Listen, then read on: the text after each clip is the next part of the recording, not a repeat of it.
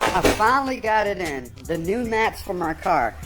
These are the heavy duty ones. They're the rugged ones that can handle dirt and everything, y'all. Look at that.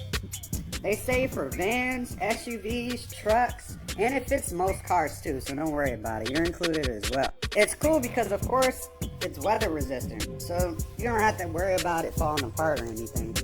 Right here, it tells you just cut it out to get this part off. Me, I'm just gonna go ahead and pull it. Yep, simple.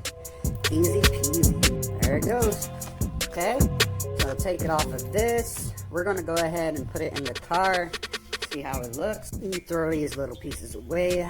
Okay, so obviously my old ones wore out. So, okay, it says driver or passenger. And when you guys get this, I'm gonna let you know you can trim it. You don't have to have it stay this size, but I have a big, I have an SUV, so I'm just gonna keep it like that. Looking good. Now here's the longer one. Oh, and also for your car, you can just cut this in half. You don't have to have it connected, You can cut it, trim it up, it's easy, it cuts easy. There it's going. There we go. Looks good, guys. And then here's the last one.